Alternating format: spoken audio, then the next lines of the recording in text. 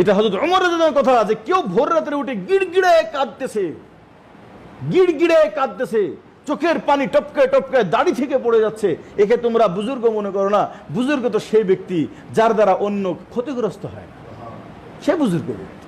সে হয়তো এত কাঁদতে পারে না, সে হয়তো বা এত লম্বা লম্বা জুব্বা পড়তে পারে না, সে হয়তো বা 12 হাত পাগড়ি পেঁচাইতে পারে না, কিন্তু সে কখনো কারোর ক্ষতি করে না, সে কাউকে কষ্ট দেয় না। আমার নবীজি বলেন এই ব্যক্তি আমার সুন্নতের উপর আছে। আর বিশাল বড় 12 হাত না 24 হাত পাগড়ি বেঁধেছি, জুব্বা পরেছি হলো কেউ 56 ঝুল দিয়ে, দাঁড়িয়ে ঈসা বড় বড়, কিন্তু আমার কথার দ্বারা আরেকজন কষ্ট পায়, আমার কথার দ্বারা আরেকজনের ইজ্জত নষ্ট হয়, আমার কথার দ্বারা আরেকজনের উপর জুলুম হয়, আমার কথার দ্বারা আরেকজনের মেয়ের বিয়ে ভেঙে যায়, আমার কথার দ্বারা একটা ছেলের বিয়ে ভেঙে যায়, আমার কথার দ্বারা দুই ভাইয়ের মধ্যে রাগারাগি তৈরি হয়। এরে ভাই, এ পাগড়ি খুলে ফেলেন, এ জুব্বা খুলে ফেলেন। এ জুব্বা আর পাগড়ির দাম পৃথিবীতে নাই, আল্লাহর কাছেও নাই।